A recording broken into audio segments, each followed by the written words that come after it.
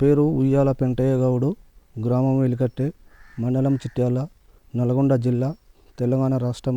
నగర్కల్ నియోజకవర్గం శాసనసభ్యులు వేముల వీరేశం గారు, ఎంపీ భువనగిరి ఎంపీ శ్యామల కిరణ్ కుమార్ రెడ్డి గారు. ఐటీఐ చేసిన, 10th అయిపోయినాక ఐటీఐ చేసినాను. తర్వాత ఇక వ్యవసాయ పనులకు వెళ్ళి మొన్న 2018 సంవత్సరంలో వార్డు మెంబర్గా పోటీ చేశాను. అప్పుడు కూడా ఒక అవకాశం వచ్చింది సర్పంచ్ చేయమని, చేయలేదు. నాకు ఓటు వచ్చిన కాంచి నేను రాజకీయంలో కాంగ్రెస్ పార్టీలోనే ఉన్నాను. ఇప్పుడు కూడా అలానే కొనసాగుతున్నాను. మాకు రాజకీయంలో రావడానికి పోలగొన సత్తయ్య కూడా ఎంపీటీసీగా చేశారు. ఆయన తర్వాత గుడిపాటి లక్ష్మీనరసింహ గారు, ఇక కార్యకర్తలు, మా తోటి కార్యకర్తలు అందరూ వాళ్ళతో సహంగా రాజకీయంలోకి వచ్చాను.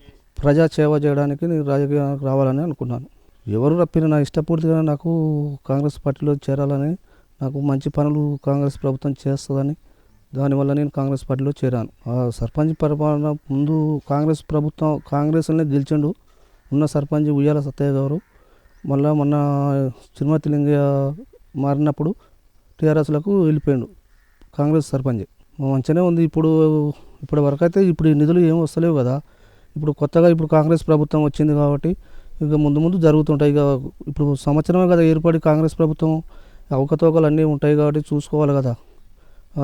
ప్రభుత్వం మంచిగానే పనిచేస్తుంది. 6 గ్యారంటీల్లో 3 అమలైనాయి, ఇంకా 3 కూడా అమలు అవుతాయి, చేస్తారు. 6 గ్యారంటీల్లో మహిళలకు ఫ్రీ బస్సు పెట్టిర్రు, మళ్ళీ కరెంటు ఒకటి ఫ్రీ పెట్టిర్రు, 2 లక్షల రుణమాఫీ అయింది, 3 అయినాయి. ఇప్పుడు కూడా రైతు భరోసా ఇవ్వడానికి జనవరి 26వ తారీఖు పండుగ తర్వాత రైతు బంధు కూడా ఇస్తామని అంటారు ప్రభుత్వం. మంచిగానే ముందు ఇంకా ప్రభుత్వం మంచిగానే సహకరిస్తుంది, మంచిగానే చేస్తుంది. గ్యాస్ సిలిండర్లు 500 గ్యాస్ సిలిండర్లు చేసింది, అవి కూడా వస్తున్నాయి.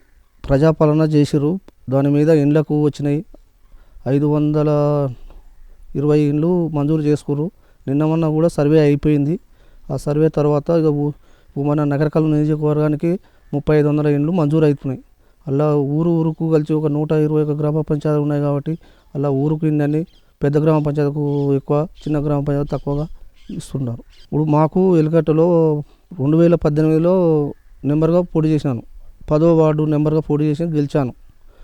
అప్పుడు కూడా సర్పంచ్ చేయమన్నారు కానీ కొద్దిగా మనము చేయలేకపోయినాను. ఇప్పుడు చేద్దామని ప్రిపేర్ అయ్యాను. కొద్దిగా ఆర్థిక పరిస్థితులు కూడా ఉన్నాయి కదా, మనం కూడా ఆలోచన చేసుకోవాలి కదా అని ఇప్పుడు చేద్దామనుకుంటున్నాము. బీఆర్ఎస్ పార్టీ ద్వారా చాలా ఇబ్బందులు పడ్డాము మేము.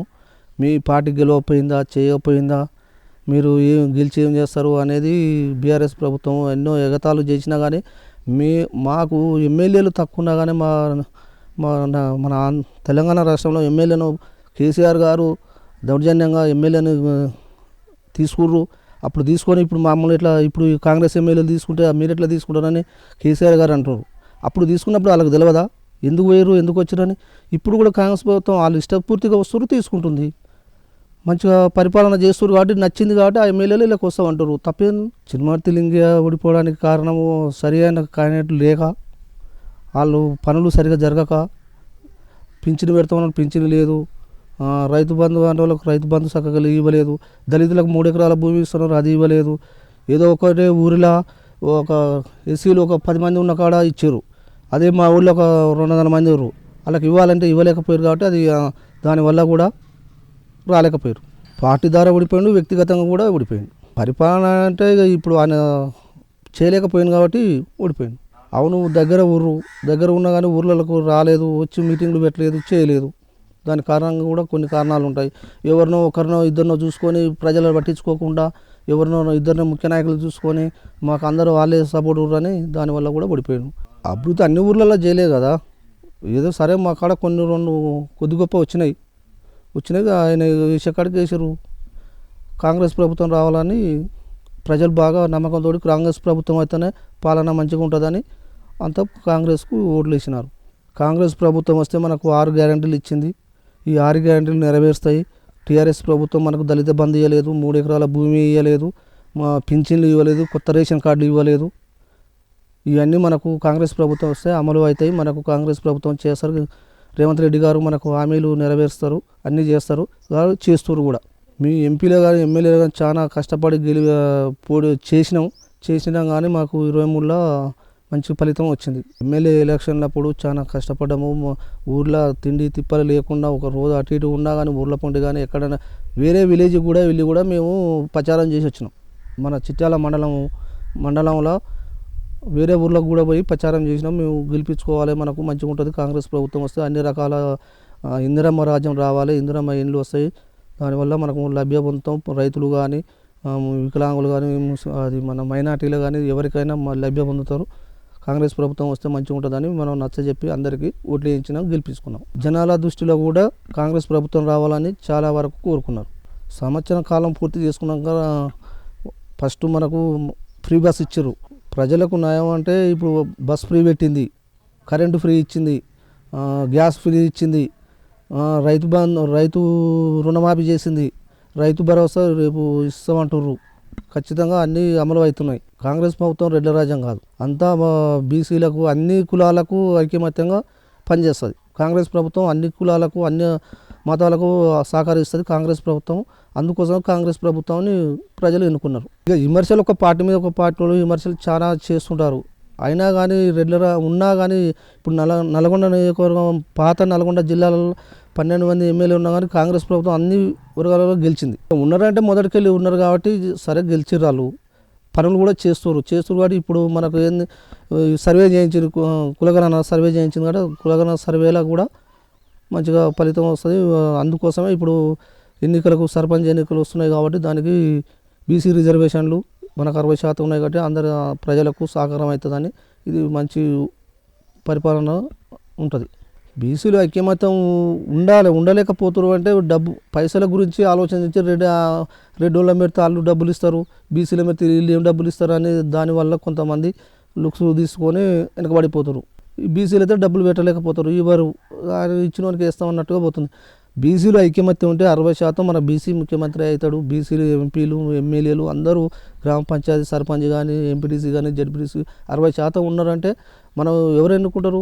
ప్రజలు ఎన్నుకుంటేనే 60% మన బీసీలు వస్తారు. ప్రజలు ఏమో డబ్బుకు వాసపడి 100కు 500కు 1000కి వాసపడి అట్లా మైనస్ అవుతుంది. దానివల్ల బీసీలు వెనకబడిపోతుంది. మేము వార్డు నెంబర్ గెలిచిన తర్వాత మా వార్డులో 10వ వార్డులో కానీ సీసీ రోడ్లు ఒక 4 లైన్లు అయిపోయినాయి, ఇంకో 3 లైన్లు మిగిలిపోయినాయి.